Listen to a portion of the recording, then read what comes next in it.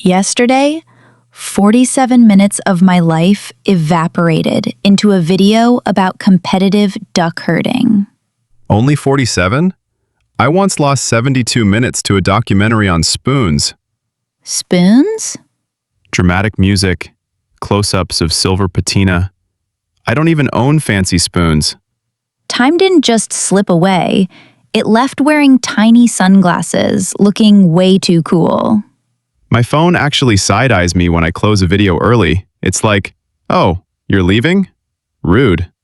And that's exactly why we need to talk about managing time, not with strict wake up at 4 a.m. rules, but with real life. Because our phones are not just phones, they're tiny, judgmental attention thieves. Welcome to the English Corner, your daily dose of effortless English. I'm Tina. And I'm Leo, and today we're not going to lecture you about planner apps. We're going to talk about why your one tiny good habit keeps getting eaten by a spoon documentary. Or duck herding. So if you've ever said, I'll do it tomorrow, and then tomorrow you learned about vintage cutlery? This episode is for you. Leo, tell me about your big, ambitious plan last week. The one that was going to change your life. Oh, it was huge. Ready? After breakfast, I would say one English sentence. One. Just one sentence? The garden gnome is watching me.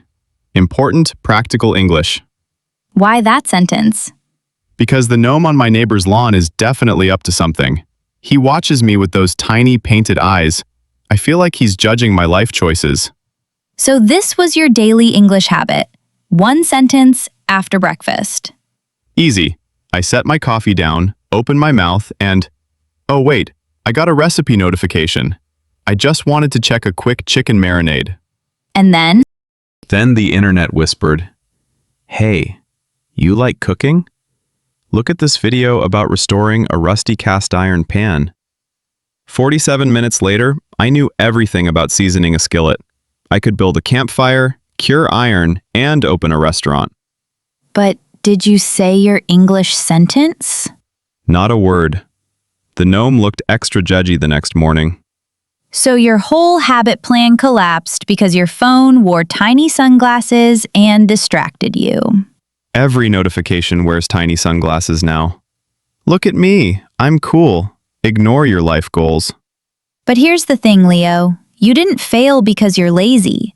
You failed because your focus got secretly unplugged before you even started. Unplugged? Time management isn't about squeezing more into your day. It's about noticing what secretly pulls the plug on your attention.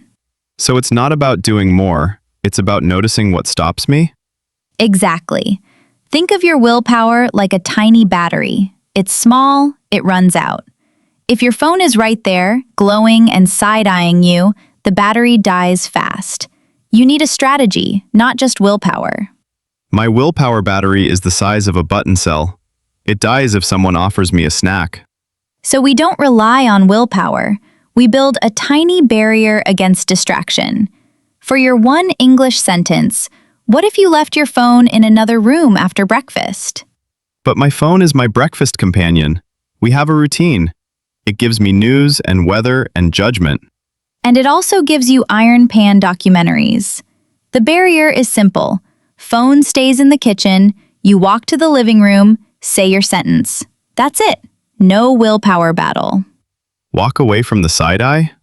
That's cold. It's strategic. And once you start, you'll feel better. Procrastination isn't laziness, it's confusion. Your brain thinks the task is heavy, so it avoids it.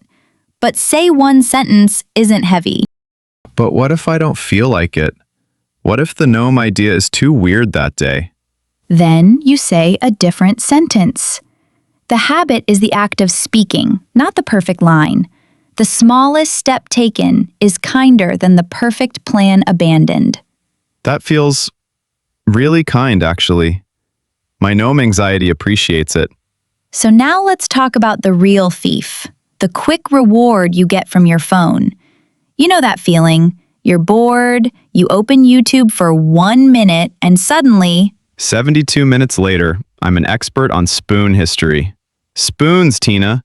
The video had dramatic reenactments of medieval spoon carving. My chair still squeaks because I never looked up the repair video. That's the trap. Your phone gives you a tiny hit of fun, a quick reward, and it's so easy. But your English practice gives a slower, bigger reward, confidence. The phone's reward is like candy. The practice reward is like a good meal. My phone is a candy machine wearing tiny sunglasses, just handing out sweets. And accountability can help you remember the meal. What if, every morning after you say your sentence, you send me a voice note? Just the one sentence. I'll reply with a thumbs up emoji. No test, no correction, just a tiny public promise. So my phone becomes my accountability buddy instead of my distraction enemy? It'll be so confused. Wait, I'm helping now? Exactly. And the habit becomes anchored. After breakfast, no phone, say sentence, send voice note. You don't need to chase lost time, Leo. You just need to be the person who gently opens the next minute.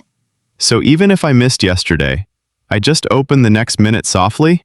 Yes, no guilt. Just the next small step. I think even my gnome would nod approvingly. Now, let's look at the words we used. But I don't want to just list them. Let's argue. Argue? About what? Which word is most important for time management? Willpower or strategy? Strategy. No question. If you only use willpower, you're a phone-scrolling hero for one day, then you crash. Strategy builds a fence around your focus. But without a tiny bit of willpower, you won't even try the strategy. Willpower is the starter engine. But strategy is the steering wheel.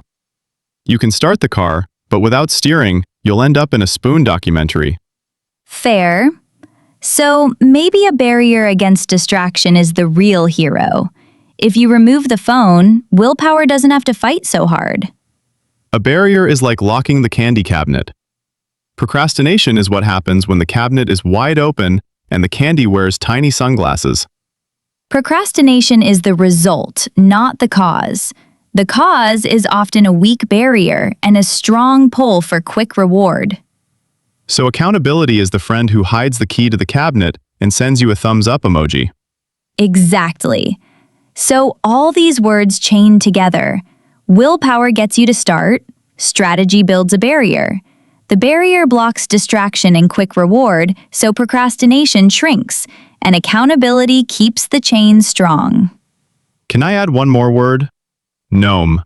Not this time, but you can practice that sentence. When we mess up, we often say harsh things to ourselves. Let's practice saying it kinder, because kindness actually works better for learning. So instead of, I'm so lazy, you could say, I got distracted, but I can try again. Harsh, I wasted the whole morning. Kind, my morning slipped away, but I still have the afternoon. harsh, I always fail at habits. Kind, I'm learning to build small habits, and it's okay to start again. Harsh, I'll never improve my English. Kind, I'm taking one tiny step at a time, and that's enough for today. Harsh, I'm a disaster at time management. Kind, I'm noticing what distracts me, and I'm making a plan. So your turn. Tell us in the comments, what's the strangest video you've ever gotten carried away watching? Keep your sentence simple, practice, not perfection. We read every one. And if this episode helped you, please like, subscribe, and share with a friend who is learning English. We're the English Corner, and we believe you don't need to chase lost time. You just need to be the person who gently opens the next minute. Take care of your English and take care of your attention. And if you see a garden gnome wearing tiny sunglasses, run. Bye! Bye!